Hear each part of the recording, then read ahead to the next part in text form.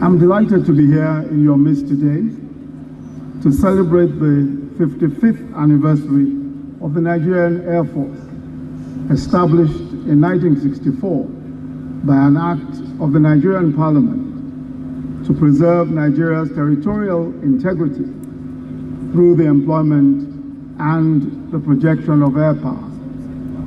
I'm proud to say that the Air Force has, in the years since its establishment, proved its mettle both locally and internationally.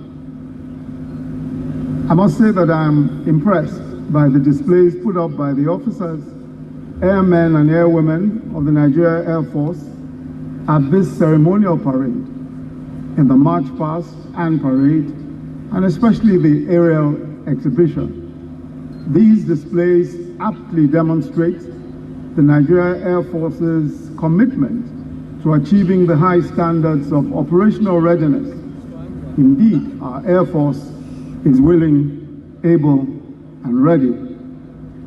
I'd like to commend the Chief of Air Staff and his team for the commendable leadership that they have shown in providing for the Nigerian Air Force. As the air arm of the armed forces of Nigeria, the Air Force has shown that despite its challenges in terms of quality of manpower, creativity, and capability, we stand shoulder to shoulder with any Air Force in the world. As a country, we are particularly proud that in less than 4 years, we've been able to revitalize our armed forces for the full restoration of Nigeria's territorial integrity. As you may recall, the President, in his inaugural speech, promised to put an end to the Boko Haram insurgency. And in fulfilling the promise, as Commander-in-Chief of the Nigerian Armed Forces, he prioritized the restoration of professionalism in the military to enable them effectively discharge their responsibilities. Substantial investments have been made in acquiring new platforms and other support equipment for the military and other security agencies, as well as in reactivating and upgrading existing platforms in the last 4 years. In these last 4 years, the Air Force has acquired and reactivated several aircrafts, which are now helping to make a difference in the various theaters of engagement across the country. In addition, the procurement process for military hardware has been reviewed to remove inefficiency. In 2018, through a transparent, first-of-its-kind government-to-government deal with the United States of America, we concluded the procurement process for the delivery in 2020 of a dozen Super Tucano aircrafts, which will no doubt be game-changing for Nigeria's air capabilities. I must also highlight the renewed focus on research, innovation, and self-reliance by the Chief of Air Staff. This is far-sighted. It's also an important component of the development of a military-industrial complex for Nigeria and the armed forces in general. I'm pleased to note that we are seeing an Air Force that is increasingly confident about its abilities and its capacity to innovate and to deploy locally developed technology.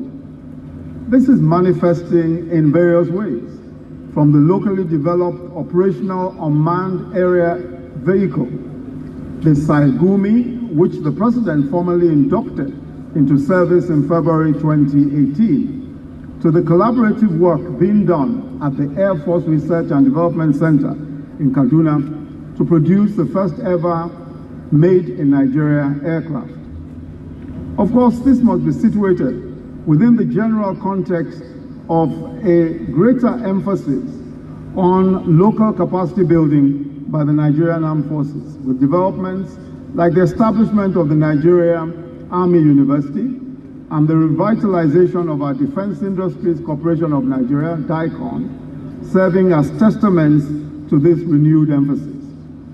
Once again, I salute the resolve of our armed forces and the invaluable contributions of other security agencies in fully containing the security challenges in some parts of the nation, especially the contributions of the Nigerian Air Force in addressing the security challenges of armed banditry, cattle rustling, and kidnapping in the Northwest and in the North Central.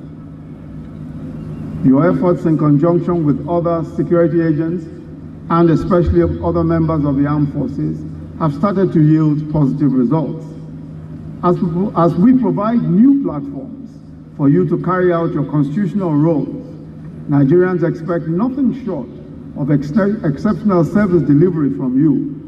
I therefore charge you to continue to work to earn the confidence of the nation and the respect of the international community in terms of protecting lives and property and degrading and neutralizing all existing and emerging national security threats. I'd like to urge greater cooperation and mutual trust between the various arms of our security agencies, even while maintaining the healthy spirit of competition that underpins innovation and increased efficiency. The Nigerian Air Force should also strive to expand its collaborations outside of the military. By this I mean collaborations with academia, with think tanks, with civilian technology hubs, and independent innovators and creators. I'm aware from discussions with the Chief of Air Staff that already collaboration with our universities and research institutes is already taking place. There's a great amount of potential waiting to be unleashed from these partnerships. Earlier this year, young interns working at the federal government-supported Northeast Humanitarian Innovation Hub in Yola hit an important milestone in their work. They developed, through 3D printing, a fitting prosthetic arm for a former policeman who lost his arm while in service. This was an exceptional innovation because all of the materials used to develop the prosthetic arm and all of those involved in it are residents in Adamawa State. Across the country, in hubs like this, several of them, supported by the federal government, are doing exciting things. An exciting ground is being broken. And there is no reason why the armed forces should not be a permanent part of that story. Distinguished guests, ladies and gentlemen, these remarks would not be complete without acknowledging the roles played by the Nigerian Air Force in the just concluded, and the Nigerian Armed Forces in the just concluded general elections. I'm aware of the efficient movement by air of electoral materials and the air surveillance conducted by the Nigerian Air Force, which contributed to the success of the elections. I therefore commend the armed forces and other security agencies on a job well done. Finally, let me thank Nigerians for coming together as a united and determined people, irrespective of political and ethnic affiliations, to wage war against terror and insurgency. We are currently in the stabilization, reconstruction, and resettlement phase of the overall effort in the Northeast, and we will continue to solicit your support and understanding until terrorism is completely eradicated. We will not relent until every troubled spot within our borders enjoys enduring peace and order. I once again congratulate the Chief of Air Staff and the entire Air Force and the entire Air Force family on the occasion of the 55th anniversary of the Nigerian Air Force. Long live the Nigerian Air Force, long live the Nigerian Armed Forces, long live the Federal Republic of Nigeria. I thank you all for listening. That was the address.